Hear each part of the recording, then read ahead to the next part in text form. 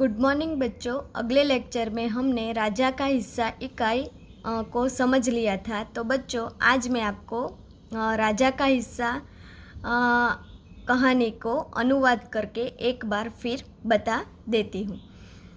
राजा भोज बड़े प्रजावत्सल थे, यानी कि राजा भोज खूब ज प्रजाप्रेमी હતા। वे स्वयं राज्य में घूम घूम कर प्रजा की कठिनाइयों को देखा करते थे और उन्हें यथासंभव दूर किया करते थे।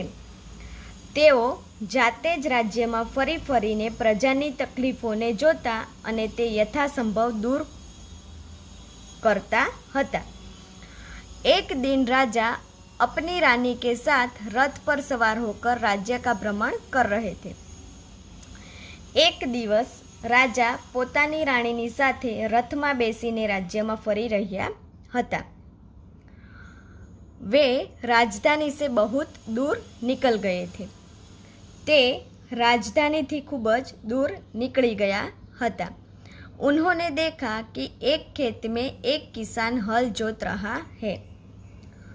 તેમણે જોયું કે એક ખેતરમાં एक ખેડૂત हल चलावी રહ્યો હતો, मगर उसने हल में एक ही बैल है। दूसरे बैल के स्थान पर उसकी स्त्री हल खींच रही है, परंतु तेणे हल में एक ज बळद छे, बीजा बळदनी जग्याए तेनी पत्नी हल खींची रही हती। राजा भोज ने रथ रोका और किसान के पास जाकर कहा, भले आदमी तुम यह क्या अत्याचार कर रहे हो? भला कहीं स्त्री को हल में जोता जाता है? राजा भोज रथ रोक्यो अने खेडूतनी पासे जईने कह्युं, भला माणस, तू आ केवो अत्याचार करी रह्यो छे? अरे क्यांय स्त्रीने हळमां जोतराती हशे? मेरा एक बैल मर गया है, दूसरा बैल खरीदने के लिए मेरे पास धन नहीं है। अगर खेत न जोता तो मैं खाऊंगा क्या? कहकर किसान पुनः अपने कार्य में लग गया। मारो एक बळद मरी गयो छे, बीजा बळद खरीदवा माटे मारी पासे पैसा नहीं। जो खेतरने खेडवामां न आव्युं तो हूँ खाईश शुं? एम कहीने खेडूत फरीथी पोताना काममां लागी गयो। उसे क्या पता था कि उससे बात करने वाला कौन है? तेने क्या खबर हती कि तेनी साथे बात करनार कौन छे? राजा ने कहा, अरे भाई जरा सुनो तो। राजाए कह्युं, अरे भाई जरा सांभळ तो खरो। जो कहना है मेरे साथ चलते चलते कहो। मेरा काम क्यों रोकते हो?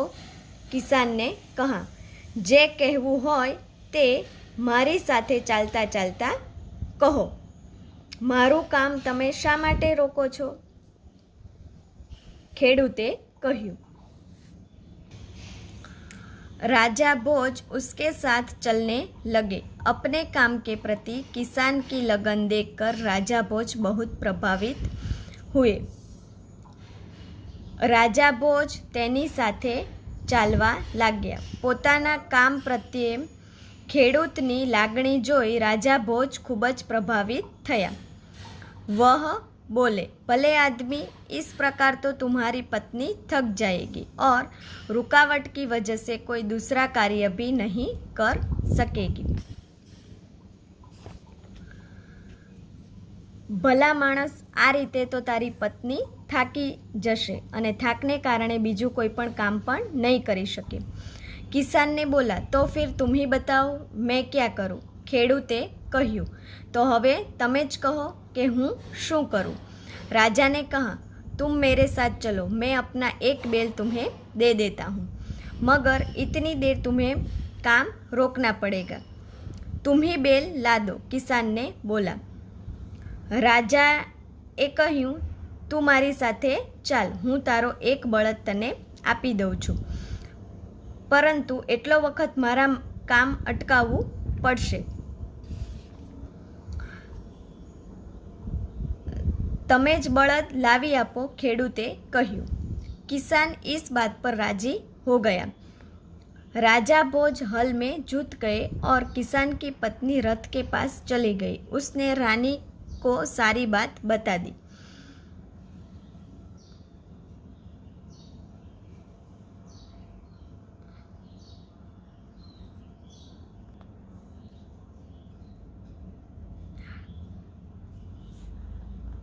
ઠીક, ત્યારે એમ કર, તું તારી પત્નીને રથની પાસે મોકલી દે. તે મારી પત્ની પાસેથી બળદ લઈ આવશે. ત્યાં સુધી હું તારા હળમાં જોતરાઈ જઈશ. રાજાએ કહ્યું. કિસાન કી ઇસ બાત પર રાજી હો ગયા થા. ખેડૂતની આ વાત માની લીધી હતી.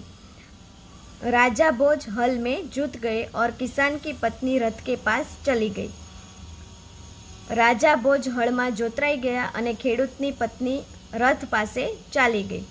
उसने रानी को सारी बात बता दी. तेणे रानी ने बधी ज बात कही दीदी. रानी ने पूरी बात सुनकर कहा, तुम्हारे बेल तो कमज़ोर होगा, वह हमारे बेल का साथ नहीं दे सकेगा, इसलिए तुम दोनों ही बेल ले जाओ. किसान की पत्नी दोनों बेल लेकर खेत पर पहुंची. किसान बहुत प्रसन्न हुआ. राजा भोज ने कहा, अगर कभी कोई दिक्कत हो तो मेरे पास आना. कहकर राजा भोज ने उसे अपना परिचय दिया तो किसान बहुत शर्मिंदा हुआ.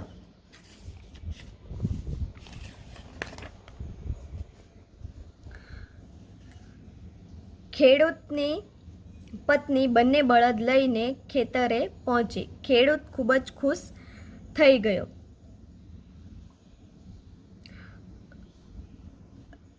ભોજ રાજાએ કહ્યું, જો ક્યારેય તને કોઈ તકલીફ હોય તો મારી પાસે આવજે. એમ કહી રાજા ભોજે પોતાનો પરિચય આપ્યો અને ખેડૂત ખૂબ જ શરમાઈ गयो. उसने राजा से बार बार क्षमा मांगी. राजा प्रसन्न होकर वापस चल दिए. तेणे वारंवार राजा पासे माफी मांगी. राजा प्रसन्न थईने चाल्यो गयो. उस बार उस किसान के खेत में बहुत अच्छी फसल हुई. ते वखते खेडूतना खेतरमां खूब ज सारो पाक थयो हतो. उसने आश्चर्य का ठिकाना न रहा जब उसने देखा कि खेत के जितने हिस्से में राजा भोज ने जोता उसमें मोती उगे थे, बाकी के हिस्से में उम्दा किस्म के गेहूँ उगे थे. ખેતરના જેટલા ભાગમાં રાજા ભોજે હળ ચલાવ્યું હતું એટલામાં મોતી ઉગ્યા હતા અને એ જોઈને ખેડૂતના આશ્ચર્યનો પાર ન રહ્યો. બાકીના ભાગમાં ઉમદા કિસ્મના ઘઉં ઉગ્યા હતા. કિસાન बहुत प्रसन्न हुआ. ખેડૂત ખૂબ જ પ્રસન્ન થયો. किसान ने सारे मोती इकट्ठा किए और राजा भोज के पास पहुंचा. ખેડૂતે બધા જ મોતી ભેગા કર્યા અને રાજા ભોજની પાસે પહોંચ્યો. उसने सारे मोती राजा भोज के चरणों में रख दिए. तेणे બધા જ મોતી राजा भोजना चरण में मूकी दीधा और राजा को सारा किस्सा कह सुनाया अने राजा ने आखी घटना कही दीदी. राजा ने कहा, ये मोती तुम्हारे खेत में उगे हैं. राजाए કહ્યું, આ મોતી તારા ખેતરની અંદર ઉગ્યા છે. इन पर तुम्हारा हक है. एना पर तारो हक छे. इन्हें तुम ही अपने अधिकार में रखो. एने तू ज तारा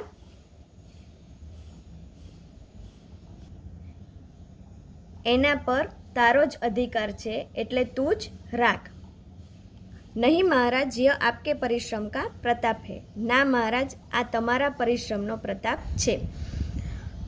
इन पर तुम्हारा हक है. आना पर तमारो हक छे. इन्हें तुम ही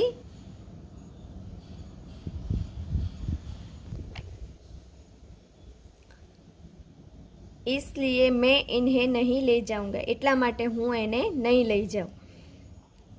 मेरी प्रार्थना है कि आप इन्हें राजकोष में जमा कर ले और गरीबों की भलाई के लिए काम में ले. મારી તમને વિનંતી છે કે તમે આ મોતી રાજ્યના ખજાનામાં જમા કરી દો અને ગરીબોની ભલાઈમાં તેનો ઉપયોગ કરો. કિસાનને પ્રાર્થના કી. किसान એટલે કે ખેડૂતે प्रार्थना करी. किसान की बात सुनकर राजा बहुत प्रसन्न हुए और उन्होंने मोती स्वीकार कर लिए. રાજા ખેડૂતની વાત સાંભળીને ખૂબ જ પ્રસન્ન થયો અને તેમણે મોતી સ્વીકાર કરી લીધા.